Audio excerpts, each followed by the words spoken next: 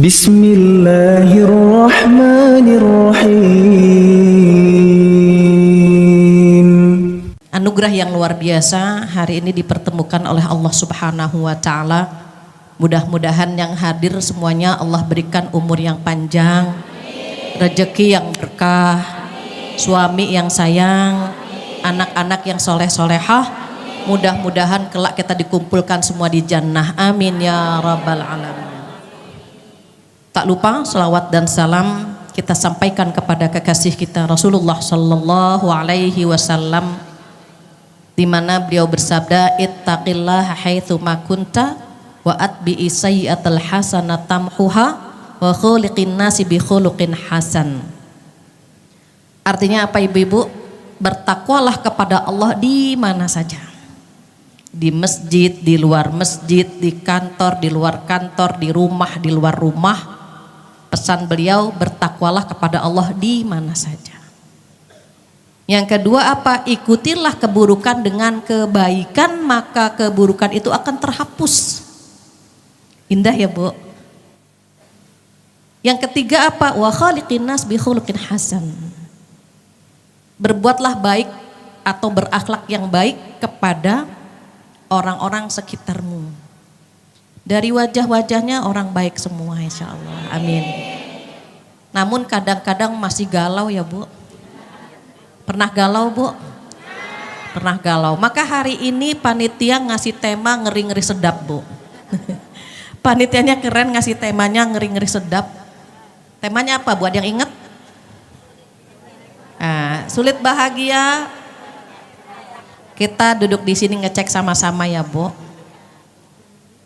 Mudah-mudahan dengan duduknya kita di sini kita bisa istiqomah, memiliki akhlak yang mulia, yang indah, agar bisa bersama Rasulullah Sallallahu Alaihi Wasallam di surga nanti. Amin ya rabbal alamin.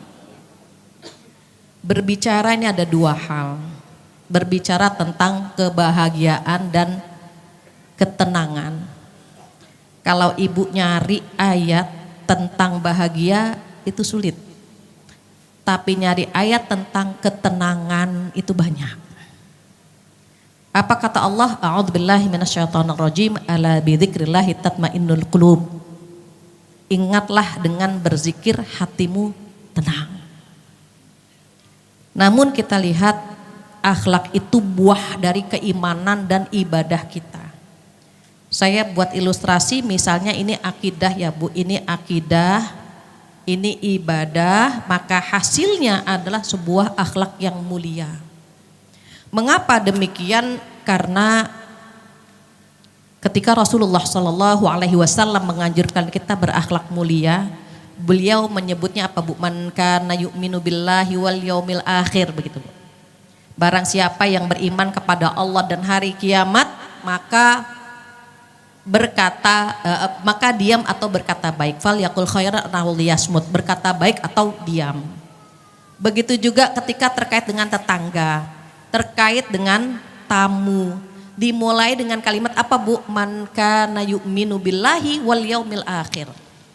Barang siapa yang beriman kepada Allah dan hari kiamat, maka dia akan memiliki akhlak yang mulia. Dia bisa memuliakan tamunya, dia bisa menghormati tetangganya. Pertama dimulai dengan akidah, dengan keimanan kepada Allah Subhanahu wa Ta'ala. Namun ketika Allah memerintahkan kita untuk sholat, sholat pun mampu mencegah kepada perbuatan keji dan munkar. Nanti kita lihat di Al-Quran. Aqimis sholah inna sholata tanha anil fahsya'i wal munkar. Dirikanlah sholat, maka sesungguhnya sholat itu mampu mencegah kepada perbuatan keji dan munkar. Karena kita alhamdulillah sholat semua, insya Allah, maka otomatis kita punya rem, gitu ya Bu. Orang sholat itu ada remnya. Kalau dia akan melakukan sesuatu yang melanggar Allah, itu sholat ngerem kita. Pertanyaannya, rem kita pakem atau tidak? Itu. Kalau remnya pakem, dia langsung ingat Allah. Astagfirullahalazim, dia hentikan. Kata Allah, walam yusirru ala ma fa'alu, dia tidak akan pernah melanjutkan perbuatan dosa yang tadi itu Bu. Tapi kalau remnya kurang pakem, kadang kita pengen tahu akhirnya. Akhirnya dia gimana tuh sama selingkuhannya. Pernah begitu Bu? Saya pikir yang di Rawamangun saja pernah begitu, di sini nggak ada. Kita kadang-kadang penasaran kan Bu? Kita ingat Allah tetapi Rasulullah juga ngasih bocoran bahwa iman kita naik turun. Kita punya iman Ibu. Tapi iman kita naik dan turun dengan ketaatan, naik dengan ketaatan, turun dengan kemaksiatan. Saat kita duduk di sini iman kita lagi naik semua Bu. Tenang gak Bu duduk di pengajian? Tenang, bahkan saking tenangnya terkadang baca doa tidur. Ya kan Bu? Pules gitu. Kalau banyak pikiran bisa tidur gak Bu? Gak bisa. Tapi kalau duduk di pengajian kita tenang gitu kan Bu. Akhirnya baca doa tidur berjamaah. Itu artinya apa Bu? Rasulullah mengatakan jalan menuju ke surga dengan sesuatu yang kalian benci dan jalan ke neraka dengan sesuatu yang kalian suka. Karena masuk surga itu membuat kita bahagia gitu ya Bu. Kalau ada kalimat surga tuh seneng gitu. Orang yang duduk di majelis ilmu masuk surganya lebih mudah. Insya Allah Bu. Nih yang memasang meja, sound system, pasang karpet, semua Bu. Semua yang mempermudah seseorang mendapatkan ilmu maka akan Allah permudah menggapai surganya Allah. Enak ya Bu? Makanya orang berilmu itu diangkat sama Allah beberapa derajat. A'udzubillahi minasyaitonirrajim, yarfa'illahu alladziina aamanu minkum walladzina utul ilma darajat. Ibu duduk di sini sedang diangkat sama Allah. Tanpa izin Allah kita nggak ketemu ya Bu. Ada yang lagi nyuci, masak, mau ngaji ngitung kancing dulu. Pergi enggak. Kalau ngerumpi ada yang pakai ngitung kancing nggak Bu? Ngaji pakai waktu Bu, jam 9 sampai jam 11 pakai waktu. Diingatkan terus sama panitia, jangan lupa. Ngerumpi pakai waktu nggak Bu? Perlu diingetin nggak Bu? Enakan mana Bu ngaji sama ngerumpi?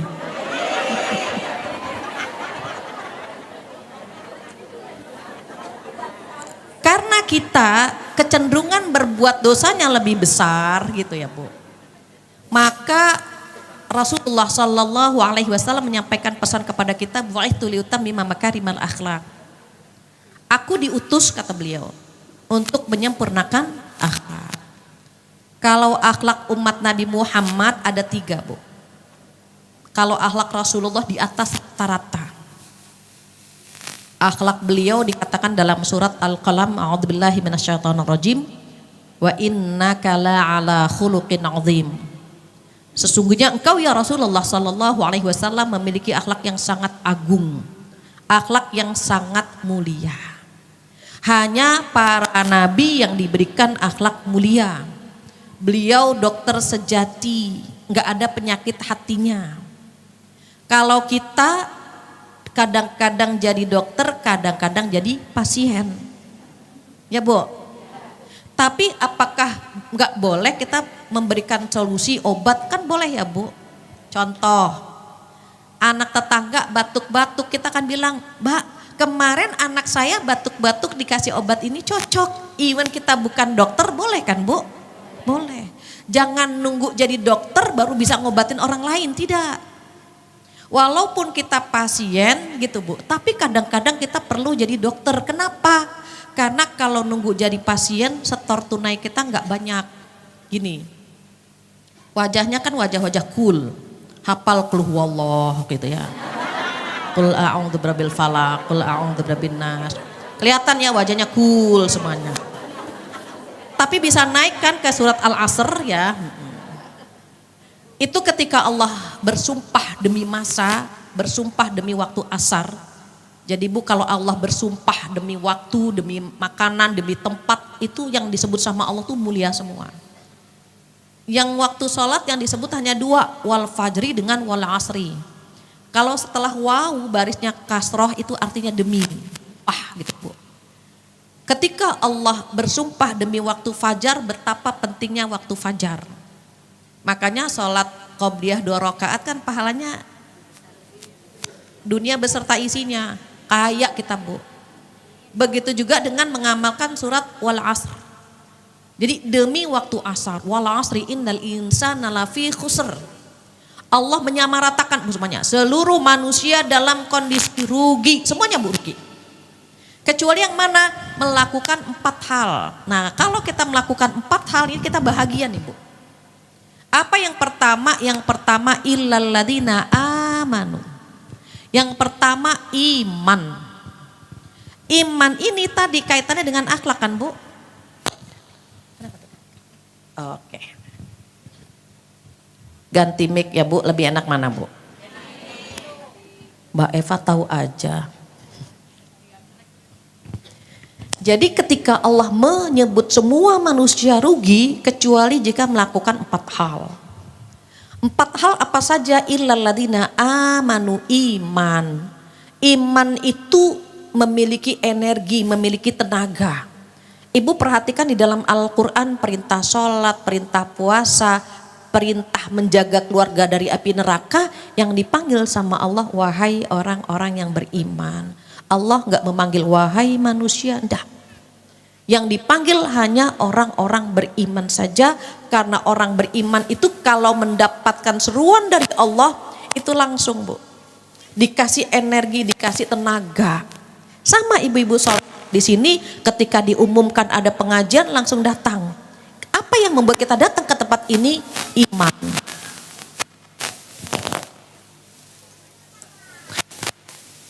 Ganti lagi kayak.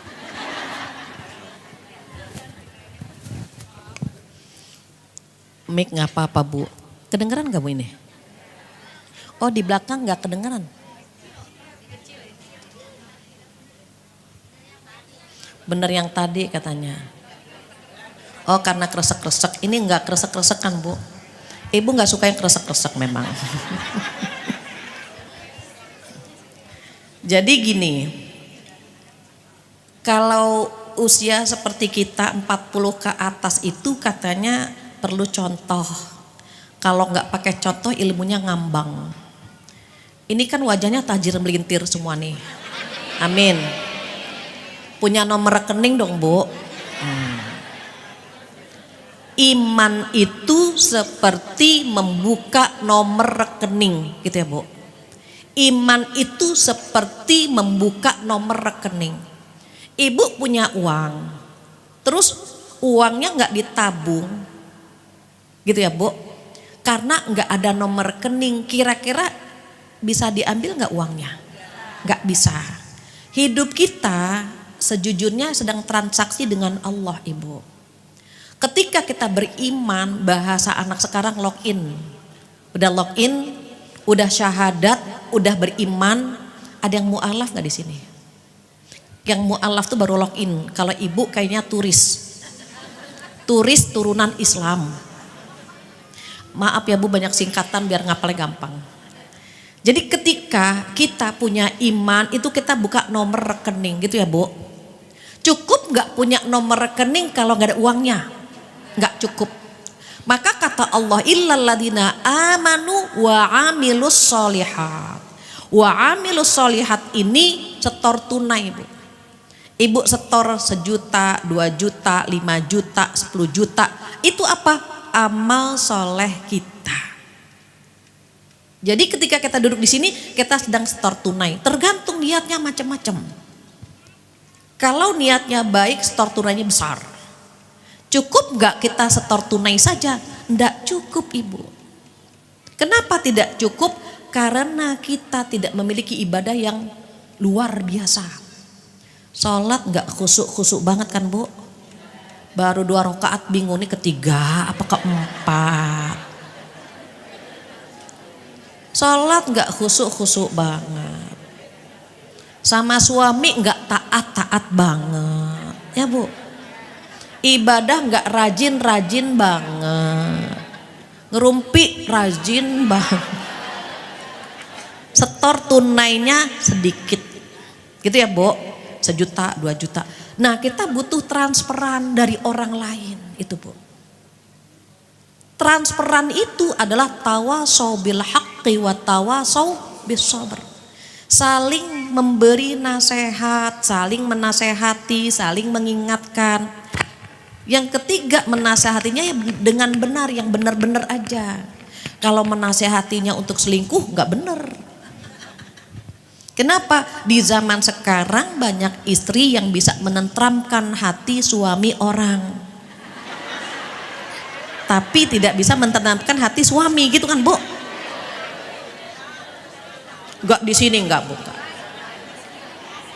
Enggak ada dia. Jauh di sana Bu, di pegunungan, di bukit sana. Zamannya begitu Bu. Suami pun banyak yang sayang sama istri orang. Sama istri sendiri enggak sayang-sayang banget gitu. Jadi karena kita tahu sekitar kita kan enggak semuanya orang baik-baik ya Bu. Kata Allah, tawasau bil haq. Kamu nasihati dengan yang baik-baik, itu yang ketiga. Tawasau bis sabr, kamu ngasih nasihatnya juga sabar. Kalau sudah dapat 4 ini baru kita untung, baru kita bahagia gitu Bu. Jadi kalau belum 4-4-nya masih rugi. Kalau 2 bolehlah gitu. Iman, amal soleh sudah cukup, tapi jalannya lambat Bu, karena cuma dari setor tunai kita. Padahal kita butuh transferan dari orang lain. Dari siapa? Dari anak kita, dari pasangan kita, dari orang tua kita. Saat kita bilang sama anak kita, nak sholat sayang ya nak, sholat sayang. Dia sholat, dia mengerjakan sholat, kita dapat pahala yang sama dengan yang dia dapatkan. Berarti dia mentransfer tubuh buat kita Bu. Suami malas banget ke masjid, mas dikit lagi zuhur, siap-siap. Mendung, baru mendung, belum hujan. Ketika suami berangkat ke masjid, dia mendapatkan pahala, kita pun mendapatkan pahala yang sama tanpa dikurangi sedikit pun Ibu, Masya Allah. Nanti titip salam kepada suami. Ibu duduk di sini dalam rangka menuntut ilmu itu hukumnya wajib, maka suami pun mendapatkan pahala yang sama tanpa dikurangi sedikit pun. Amin. Titip salam ya Bu. Kata ibu nyampein salamnya bagaimana? Pak atau ayah dapat salam dari narasumber hari ini. Ayah dapat pahala karena mengizinkan ibu menuntut ilmu. Menuntut ilmu itu hukumnya wajib, ayah mendapatkan pahala yang wajib. Nanti suami bilang kalau begitu besok ngaji lagi, kan gitu. Apalagi akhlak kita meningkat nih Bu. Nah ini yang akan kita bahas, akhlak nih Bu. Tadi sudah dibocoran ya Bu, akhlak ada 3. Apa yang pertama? Yang pertama akhlak tercela. Banyak banget Bu yang memiliki akhlak tercela ini nih Bu. Kalau melihat orang lain panas. Waduh, jamaah baru dicakep banget, saingan nih gitu Bu. Panas. Tetangga beli mobil baru, ayah tetangga beli mobil baru padahal bunyinya nyicil, biarin dia nyicil. Lapor mulu sama ayahnya, ayah gitu. Nanti ayahnya lapor juga, Bu tetangga sebelah punya istri baru. Gimana Bu? Kan gak enak. Jadi akhlak tercela itu membuat orang lain tidak nyaman, mengambil hak orang lain. Allah sudah ngasih bocoran di surat Fatir ayat 32. A'udzubillahi minasyaitonirrajim. Tsumma awrasnal kitaba alladzina astafaina min ibadina. Kemudian Al-Qur'an ini kami wariskan kepada hamba-hamba yang kami pilih. Berarti umat Islam dipilih sama Allah. Namun ayat selanjutnya apa? Faminhum zalimul linafsih. Kelompok nomor 1 itu menzolimi diri sendiri. Apa arti zalim? Zalim tidak menempatkan sesuatu pada tempatnya, namanya zalim. Waktunya sholat, tidak sholat. Waktunya puasa, tidak puasa. Harusnya menahan lisan, dia nggak menahan lisan. Menghormati tetangga, dia tidak menghormati tetangga. Sama anak-anak harusnya sayang, dia nggak sayang. Itu kelompok nomor 1 kata Allah zalim. Hatinya sakit, nggak bahagia Bu. Setiap ada orang lain bahagia dia bersedih. Setiap ada orang bersedih dia bahagia. Tetangga suaminya meninggal, oh dia senang banget. Akhirnya meninggal juga tuh bapak. Jahat nggak Bu? Hatinya nggak pernah bahagia. Parameternya itu sebetulnya Bu. Orang sedih kita ikut sedih, orang senang kita ikut senang, tuh sehat sebetulnya. Tapi setan kan nggak mau kita sehat Bu. Dibuat hati kita berpenyakit, makanya terkadang semua orang yang kita lihat dada kita panas.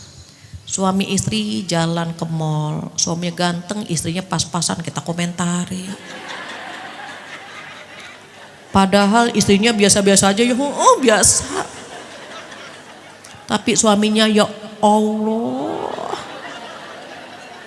Itu rezeki dia ya Bu, rezeki dia.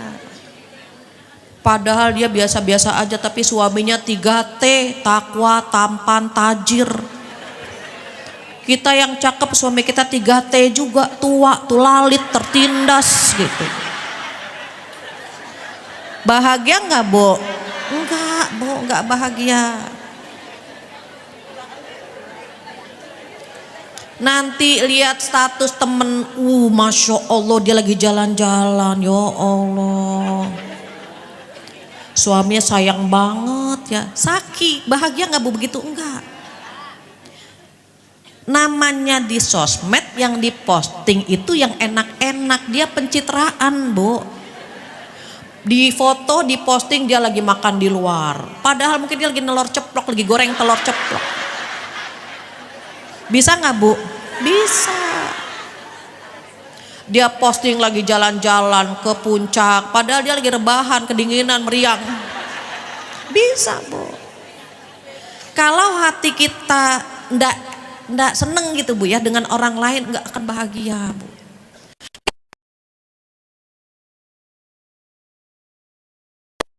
Ya, kalau saya punya suami seperti dia, mungkin saya bahagia, belum tentu. Dengan suami yang ada saja kita nggak bahagia. Apapun dan siapapun suami kita nggak akan bahagia kalau nggak ada rasa syukur di sini. Itu kata Allah begitu Bu. Kelompok nomor 1 orang yang menzalimi diri sendiri. Anak orang juara panas. Dia juara pertama anaknya.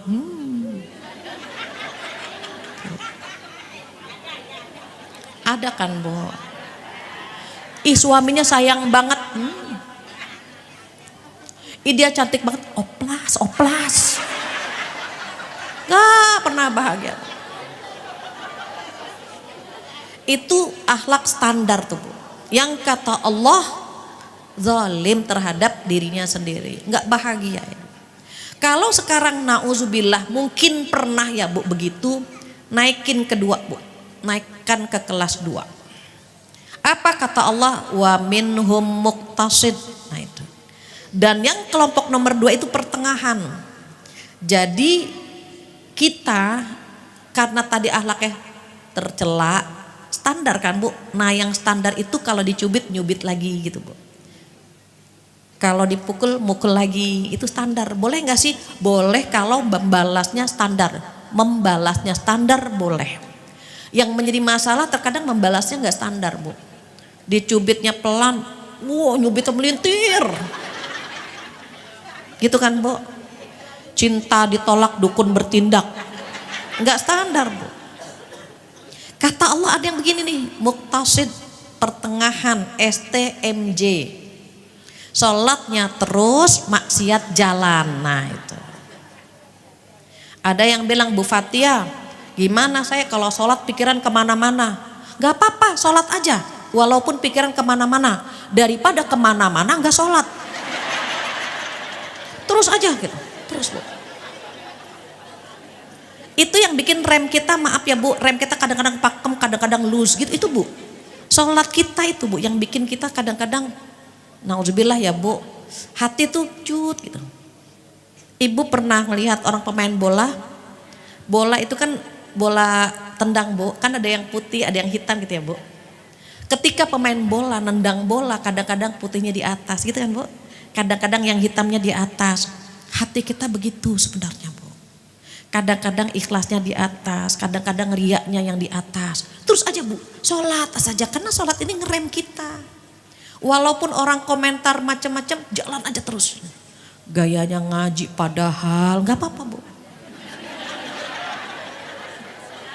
Ada yang izin sama saya, Bu Fatia besok saya gak ngaji lagi. Kenapa? Habis dibilang ngaji gak pinter-pinter. Jangan begitu, ngaji aja ngaji.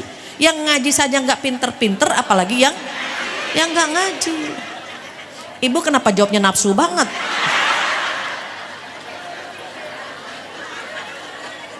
Terus gitu Bu. Jangan dipikirkan. Karena kalau kita memikirkan orang lain, planning kita tujuan kita tuh gagal. Jalan saja, sholat terus walaupun kadang-kadang remnya pakem, kadang-kadang tidak. Kita berada di pertengahan Bu. Misalnya kita diajak ke puncak sama pengurus Bani Umar. Ada yang bilang gini, ke puncak ya, males, macet gitu. Kita coba aja dulu, enggak mana macet, kadang-kadang hujan, bawaannya banyak. Itu sama tuh Bu dengan kelompok nomor 1 Bu. Belum nyoba udah mundur. Itu kelompok nomor 1. Kalau kita Bu, yuk jalan gitu.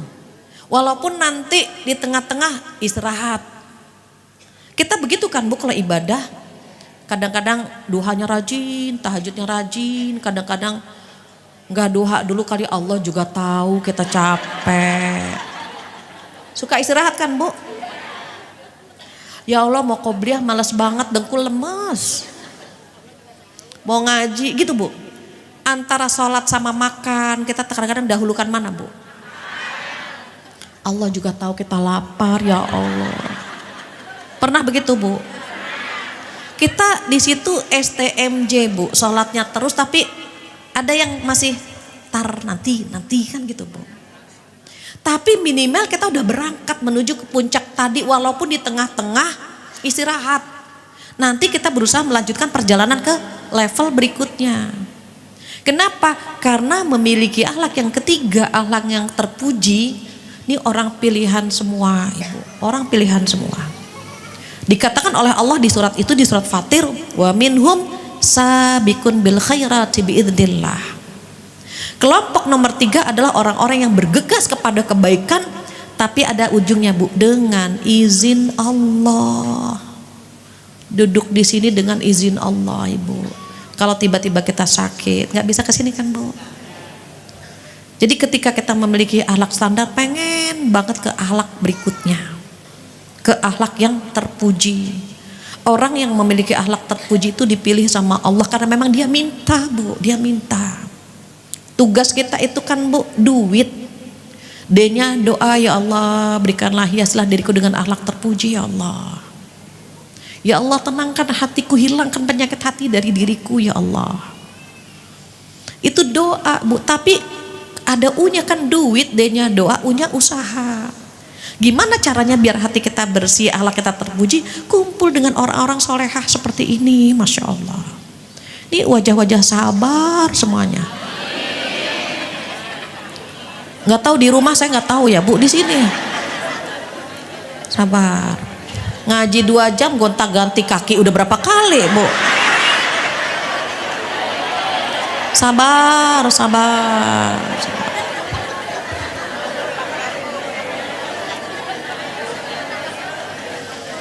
Jadi kita Bu kumpul begini nih Bu, nih dampaknya bagus Bu, dampaknya banyak Ibu. Kita kalau ketemu sama orang baik-baik tuh auranya tuh ke apa ya Bu, ketempel gini.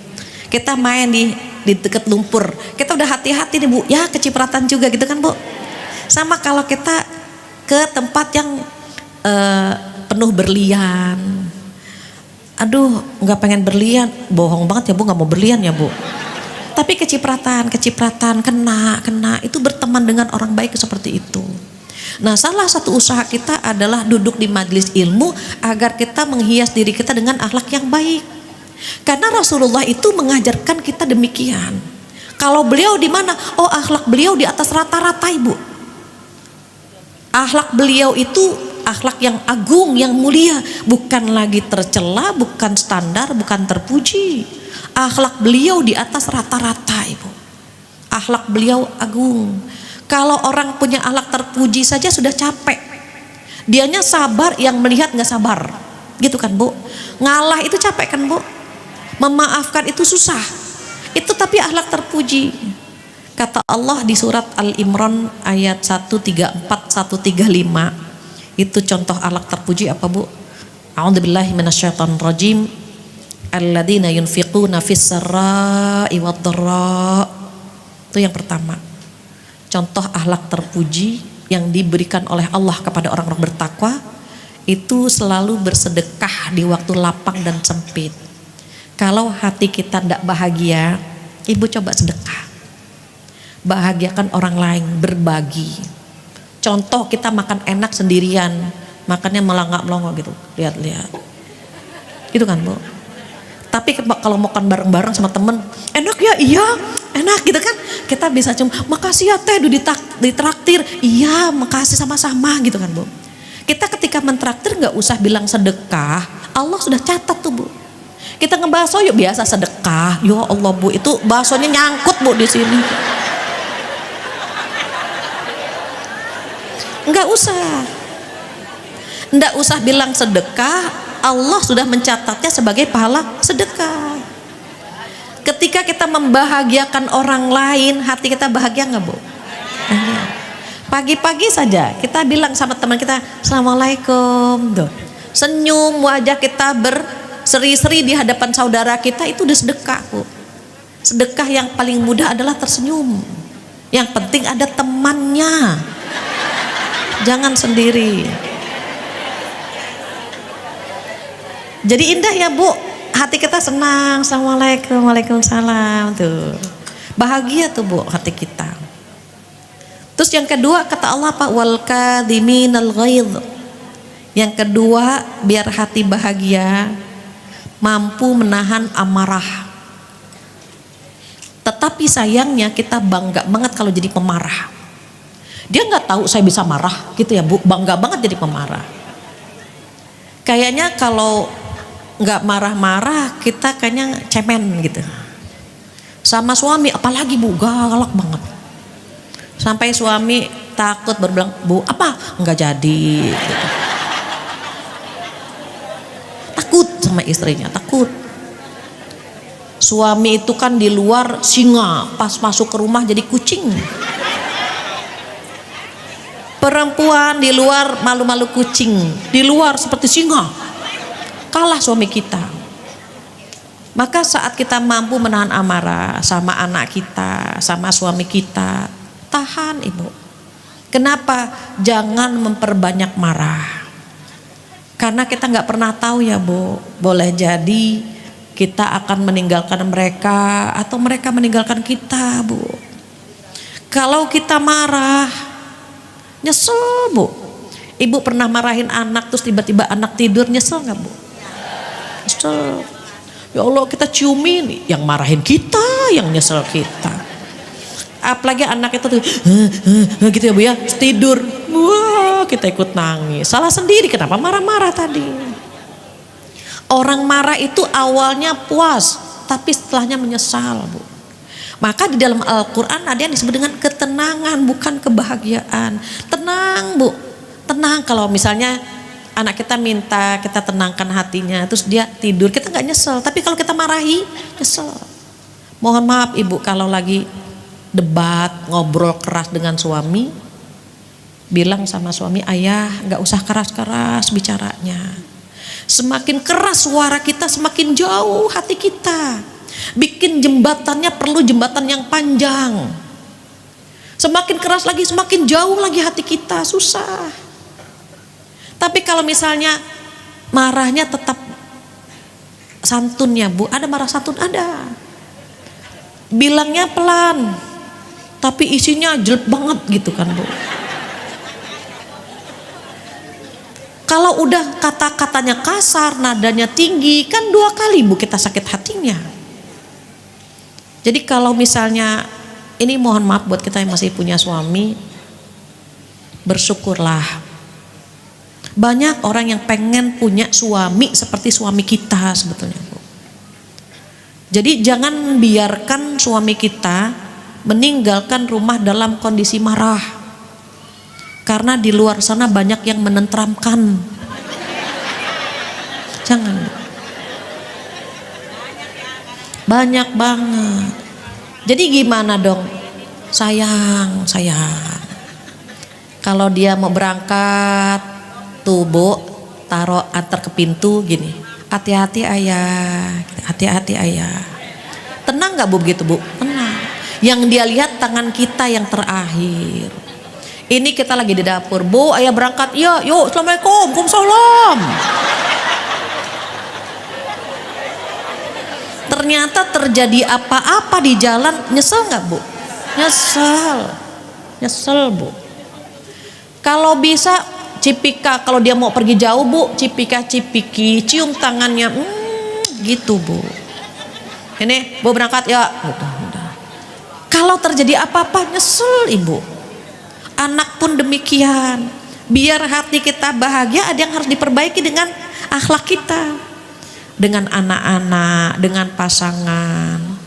Kalau suami pulang diusahakan Ibu nanya, ayah mau air panas atau air dingin atau air meriang? Airnya panas dingin, anget. Kalau ayah udah minum ya sudah. Minimal kita sudah sambut, ayah pulang gitu Bu. Ini lah kok ayah udah pulang, balik lagi dia ke kantor Bu. Tapi kalau kita sumringah gitu Bu, ayah pulang gitu. Dia senang yang dibayangkan sama dia di kantor tuh wajah kita.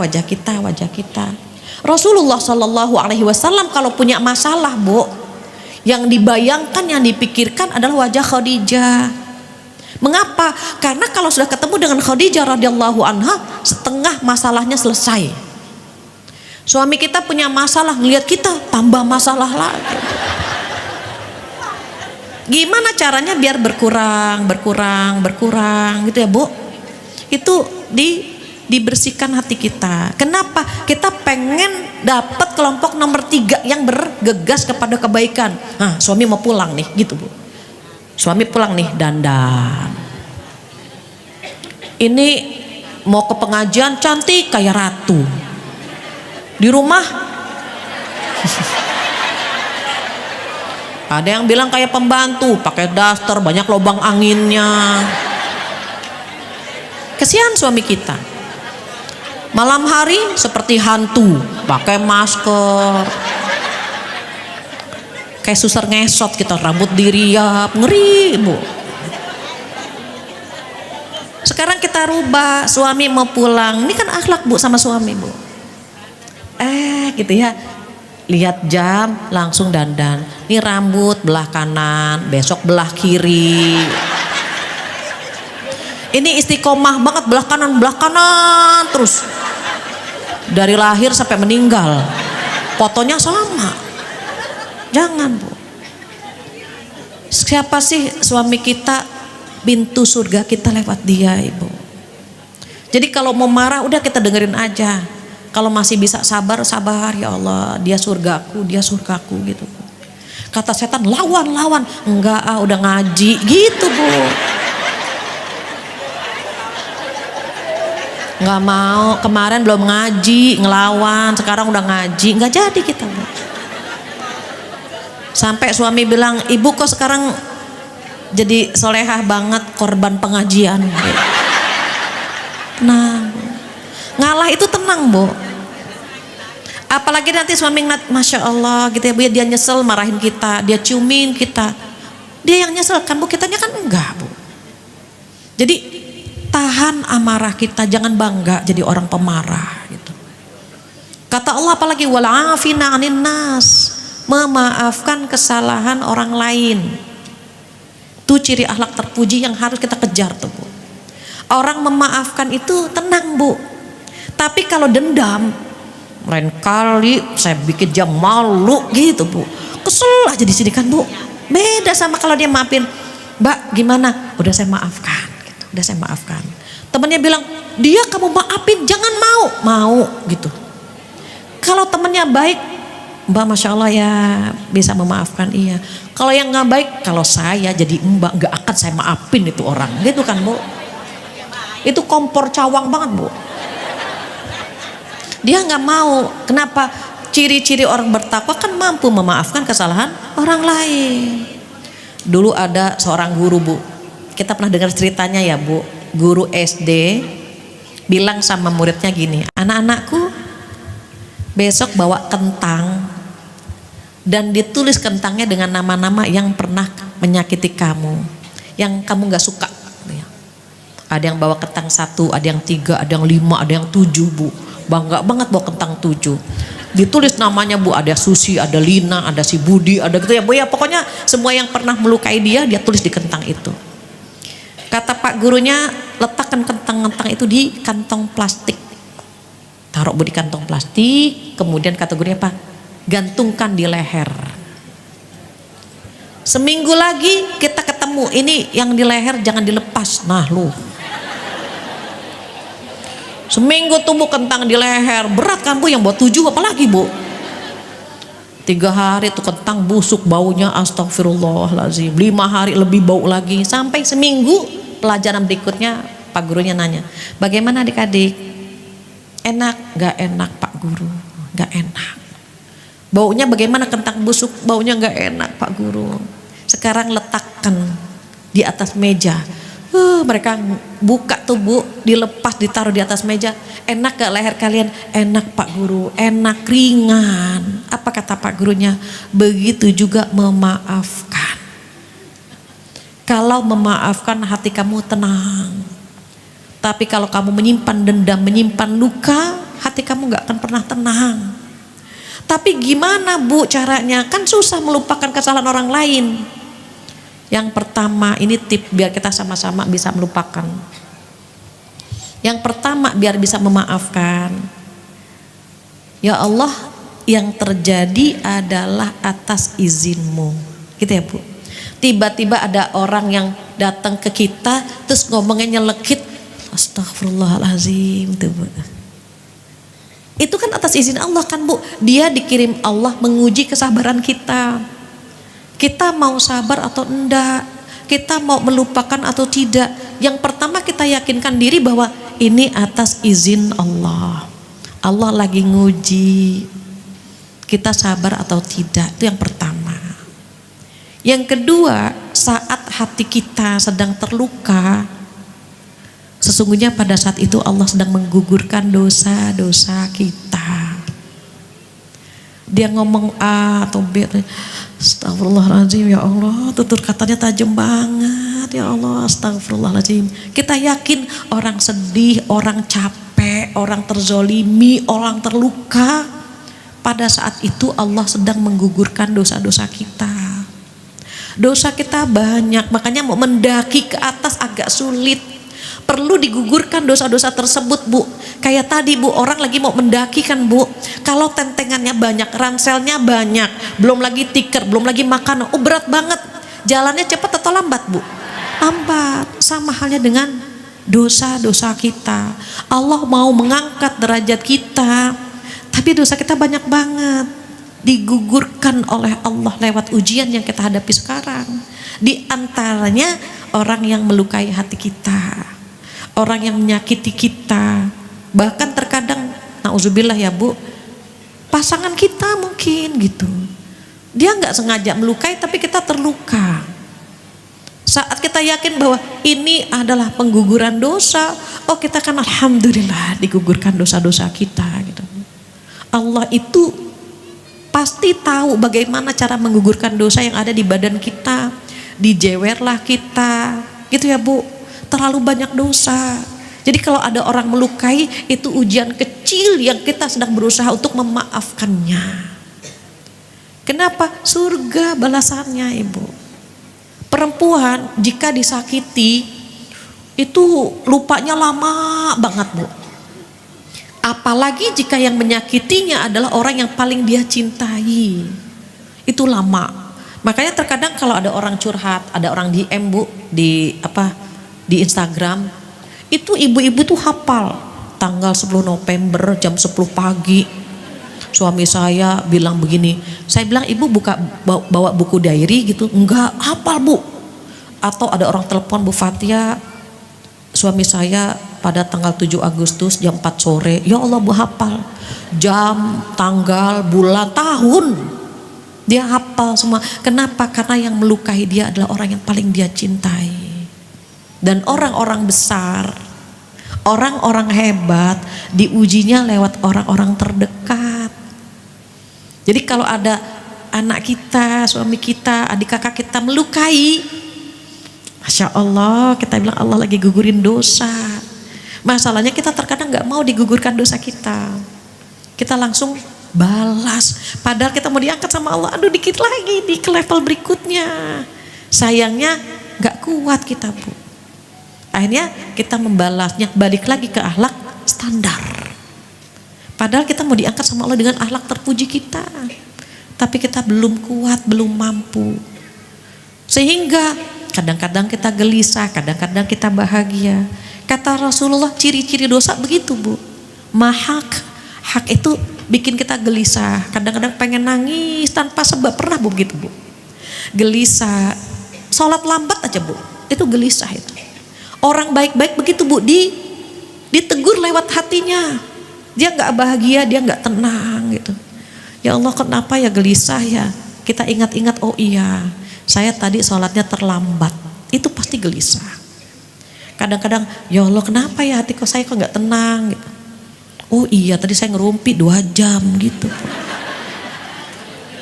Tegur langsung sama Allah bu gitu. Hatinya bu, hatinya dibuat. Maka kita perlu ngecek nih bu, setiap gelisah aja bu. Kenapa ya Allah kenapa sih gitu. Kok gak enak banget hati kita. Itu introspeksi, pasti ada dosa yang kita lakukan.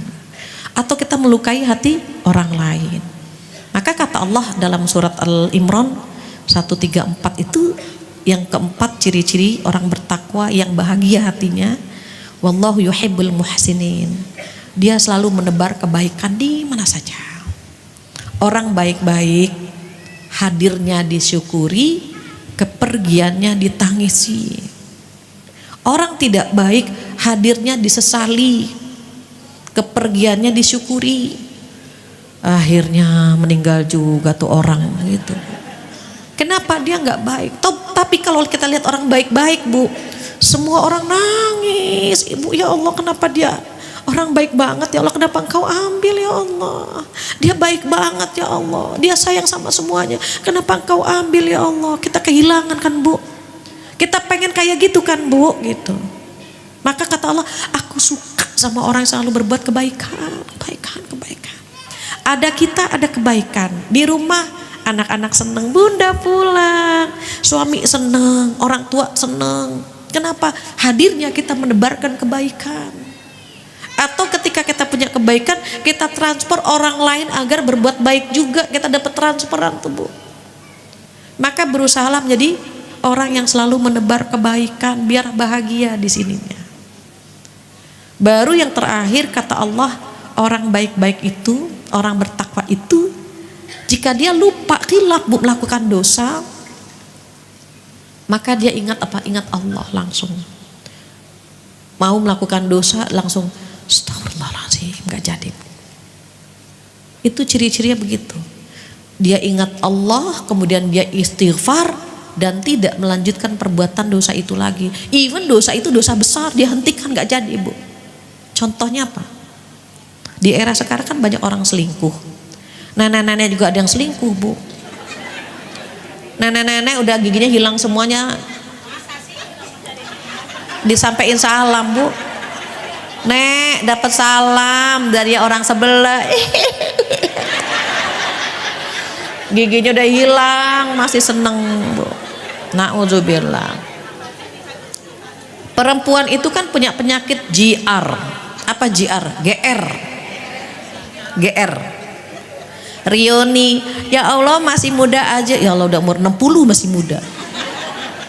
Seneng bu dibilang masih muda. Padahal dia udah mulai duduk gemeter.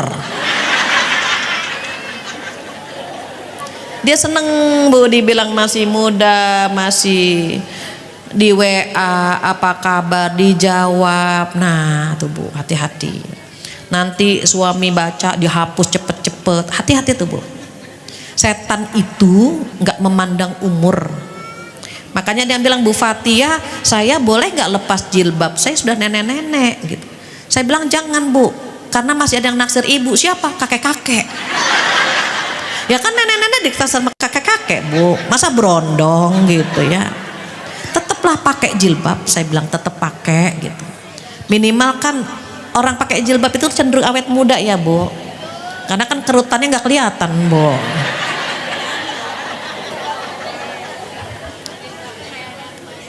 Iya, jadi kalau misalnya ada yang ngajak-ngajak bikin dosa apa aja Bu, mau ngajak ngerumpi, ngajak selingkuh, ngajak durhaka sama orang tua, astagfirullahaladzim, ingat Allah langsung, astagfirullahaladzim, ingat Allah, istighfar, dan jangan melanjutkan lagi. Kita kalau ngerumpi istighfar juga sih Bu, astagfirullahaladzim. Terus akhirnya gimana? Akhirnya jangan Bu, kalau udah istighfar berhenti. Ya Allah, hari ini kita ngerumpi lagi, astagfirullahaladzim, bubar Bu. Udah kita itu. Ini perempuan karena dalam waktu 1 hari berbicaranya 20.000 kosakata sehari Bu, ngomong aja ngomong dia. Kalau nggak ngomong sariawan Bu dia Bu. Beda sama laki-laki hanya 7.000. Ibu perhatikan kalau laki-laki, bapak-bapak, saya tanya, Pak dari mana Pak? Dari rumah anak, Ibu, selesai Bu. Nanya sama ibu-ibu, ibu dari mana? Dari pasar. Ya Allah Bu Fatia, barang-barang sekarang mahal. Mana suami tahu sendiri kan kalau ngasih belanja bla bla. Saya cuma nanya dari mana. Kenapa dia jadi uang belanja dari suami segini? Saya nggak nanya itu, cuman ibu dari mana. Karena kita banyak bicara, maka diusahakan untuk tidak loose, tidak lepas Bu. Kalau nggak penting-penting banget nggak usah. Tapi setan itu kan masuk di rumah tangga kita ya Bu. Semuanya kita sampaikan ke suami, capeknya kita sampaikan, lelahnya kita sampaikan. Rasanya suami harus tahu semua gitu Bu. Anak harus tahu semua kan gitu Bu. Kalau nggak penting-penting banget kan sebetulnya nggak usah semuanya. Oke, misalnya anak nggak tahu kita capek, suami nggak tahu kita capek, Allah kan tahu gitu ya Bu. Tapi kita terkadang nggak bisa Bu. Kata setan, kasih tahu suami, akhirnya suami datang. Gitu. Bu, tolong bikinin kopi. Ayah nggak tahu, ibu capek ya. Nah, dah satu suami tahu. Anak main bawa cucu berantakin. Nah, mainannya diberesin. Mama capek nak. Anak cucu tahu semua. Nanti kumpul di tukang sayur, itu kalau bisa tetangga tahu semua kita capek gitu.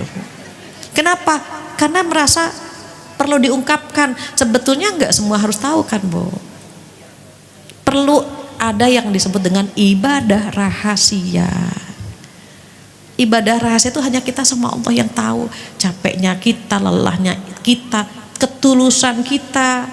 Usahakan hanya Allah yang tahu. Mudah-mudahan dengan demikian hati kita bahagia. Dan terakhir, kurangi kepo dengan kondisi orang lain. Yang bikin cepet tua itu tuh Bu. Iya, terlalu kepo, terlalu ini dia ngapain? Oh lagi sakit, syukurlah. Besok lagi, ini dia ngapain lagi? Oh lagi makan tempe, syukurlah. Capek kita Bu. Kecuali kalau mau lihatnya, oh dia alhamdulillah dalam kondisi sehat, oh rumah tangganya baik, gitu ya Bu ya. Sekarang perbanyak apa Bu? Postingan-postingan yang bermanfaat saja. Semoga hadirnya kita di sini bisa mengantar kebahagiaannya Bu. Kurangi penyakit hati. Kurangi, sedang belajar membersihkannya total enggak Bu? Enggak bisa. Karena kita punya apa Bu? Kita punya penyakit hati, tapi beda-beda Bu. Ada yang cuma 0,5 sedikit Bu. Ada yang 1,7, ada yang 2,9 gitu Bu. Ada yang 7, makin banyak penyakit hatinya, makin sulit hidupnya dia. Kalau nggak pamer kayaknya dia nggak enak nih gitu. Biasanya dia ngelap tisu cuma gini aja, karena pakai berlian ngelapnya gini Bu. Dia flexing aja ya Bu ya. Seneng enggak Bu, enggak bikin bahagia begitu. Atau misalnya macam-macam ya Bu, itu gejolak hati kan Bu suka membuncah ya Bu ya. Kalau lagi tadi Bu lagi gelisah, lakukan yang 5 ini: sedekah atau menahan amarah, memaafkan kesalahan orang lain, menebar kebaikan, dan saat ingin berbuat dosa ingat Allah Subhanahu wa taala.